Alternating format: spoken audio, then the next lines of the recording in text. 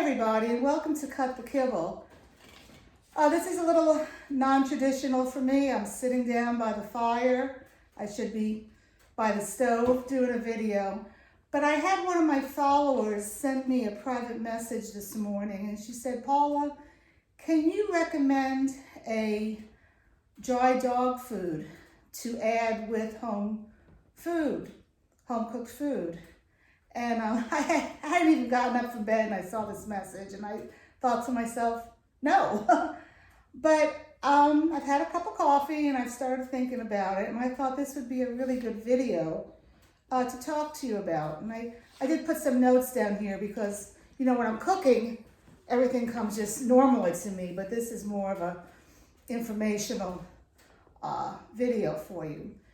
So let's talk about that. The first thing I want to say is I've been home cooking for 12 years, and we had a crisis back in 2017. I'll share this with you. My 19-year-old daughter got cancer. And as you can imagine, it was a very difficult time in our lives. And I had two Bijans at the time, one of which had dementia. He was almost 16 years old.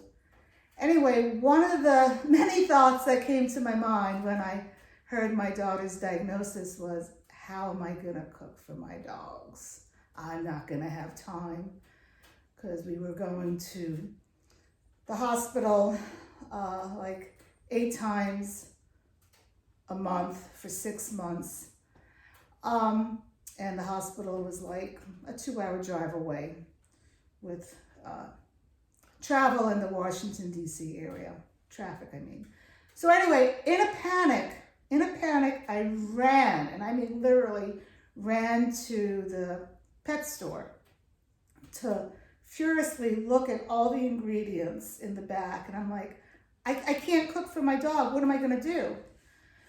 So I bought Honest Kitchen dehydrated food. They're $50 a box. I bought 3 freaking boxes, thinking, oh, this will be good. This will be good. Honest Kitchen, you could buy dehydrated total food or just dehydrated like vegetables and supplements, and then you put your own meat into it. I also bought Merrick, I think I'm saying that right, MERRICK, canned food. And that one, I remember, it was like everything but the meat. So I could just maybe have time to cook the meat, and I would add the wet vegetables and all the other vitamins that are in it. And I thought it was pretty good. But I have to be honest with you, I lost sleep over it. I didn't want to feed my dogs food that I didn't make, that I knew exactly where everything was coming from. But I was in a crisis and I had to. So I tried the Honest Kitchen, and oh my God, it was disgusting. My dogs just would not eat it. They would not eat it. And I actually had to ship this little girl away for a month. She went with my sister-in-law. And my sister-in-law asked for the recipes that I do, and she cooked for Bella for a month. But though I had given her like 2 weeks food that I had in my freezer. So what I want to say is I can't really give you a brand name of food that you can use, but I can offer you some suggestions. And I will say that I managed, in those 6 months that I was a caretaker for my daughter, I managed to cook. You know, you have to be disciplined. If it was a day that we were not in treatment and she was going to be sleeping all day, I cooked. And if you have everything organized, it only takes an hour from start to finish, but I'm rambling here. Well, let me talk about that first. You need to be organized, okay? I always try to have 3 weeks of food in my freezer. Well, here the holidays are coming up. My older kids are going to be coming home. I'm not going to have time to cook for her. So I could rest easily knowing that I do have food in the freezer. If I go below 1 week of not having food in my freezer, knowing my personality, I freak. So that's the number one thing you need to do. Number two is, again, I can cook 2 weeks of food, start to finish, with cleaning up and measuring and pre-packaging in an hour. How do I do that? I go to the grocery store. If meat is on sale, I buy it and I just stick it in my freezer raw. I go to the grocery store. If asparagus are on sale, or zucchini, or broccoli, I buy it, bring it home. Bella, what are you eating? And I'll cook it up and I'll put it in measured packages for a casserole. If I know I'm not gonna have time to cook up vegetables, I go to the grocery store and I buy things, frozen vegetables that are on sale, and I just stick it in the freezer. Just look, you just wanna have the vegetable. You don't wanna have salt in it. You don't wanna have certain things like onions in it or water chestnuts. I've never given my dog a water chestnut.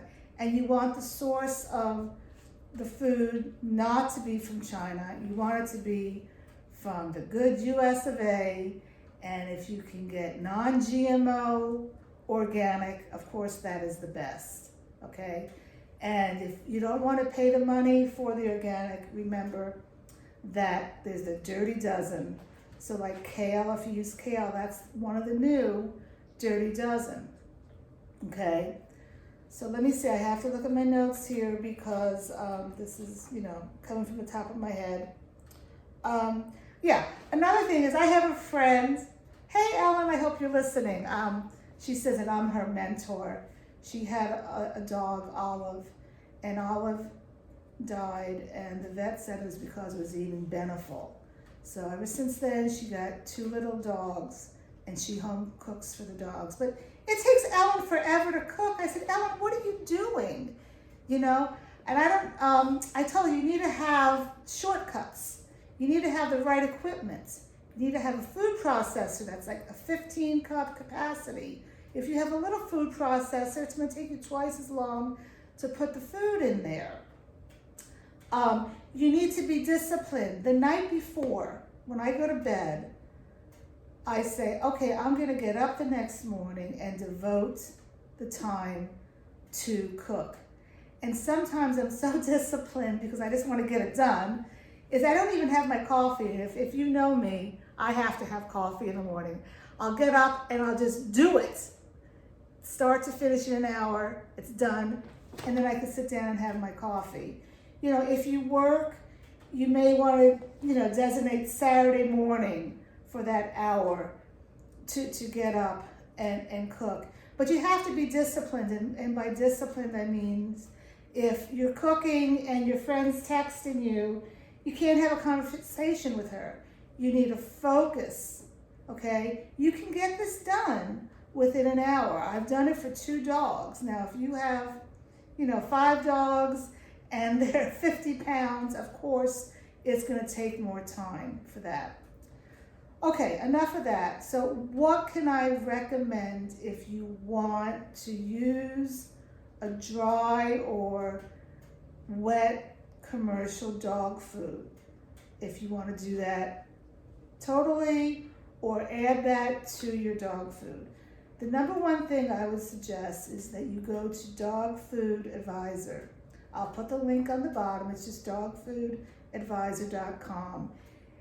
If you're the type of person that likes to research buying a refrigerator on Consumer Reports, you will love Dog Food Advisor. They review every single dog food, wet, dry, puppy, senior, out there on the market. And oh my God, they go into excruciating detail of all the ingredients, and they give it, a star between 1 star and 5 star, 5 star being the best. Now, I did that back 15 years ago when I was like, oh gosh, I'm scared. I don't want to do Blue Buffalo anymore. What am I going to do? And it does take time. It's very overwhelming, okay? So, but if you really want to do that, go to Dog Food Advisor.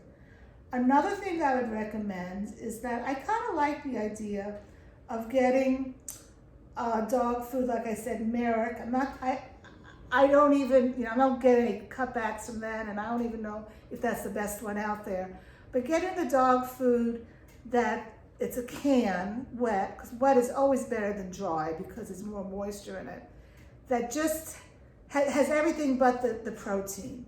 So it's going to have your vegetables, some fruit, your vitamins, and then you cook up your own protein. You choose the beef. You know where the beef comes from.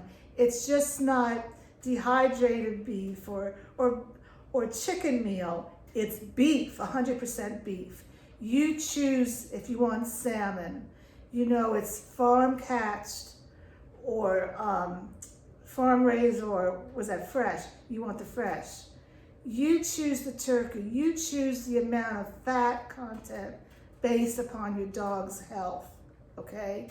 Again, I don't like using high fat because if your dog has issues, they can get pancreatitis, and that's not good. My dogs don't have that, but I still use a low fat, 4 to 7% fat.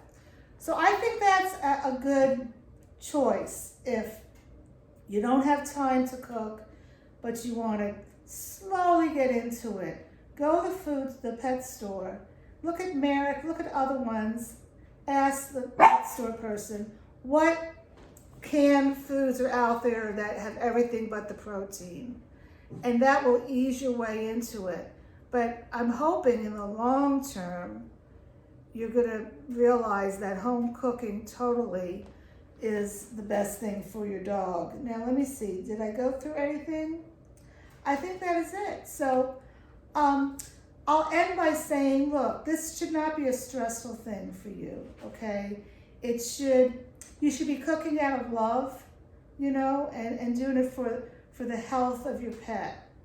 So an easy way to do it is to go ahead and get the canned food that doesn't have the protein in it. What I will tell you not to do is, my goodness, don't go to Target and you see they have a big refrigerator door and it's called Pet Fresh. Don't get that crap. That is crap, and it has mold in it and it sits there forever. It's in like a sausage roll. Don't get any of that stuff, okay? Do your research. If you live in a town that has a lot of businesses, you can find a store that only specializes in high quality dog food. Don't go to PetSmart. Just don't go to PetSmart for anything. Anyway, that's it. So I'm glad I did this video, and if you want me to talk about something else, just send me a message, and I'll be more than happy to share with you what I know. So anyway, I have had my coffee. Now I need to eat my breakfast, and I'm going to start wrapping some Christmas gifts.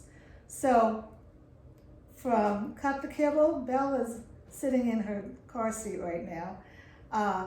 And from Paula, I wish you a good day.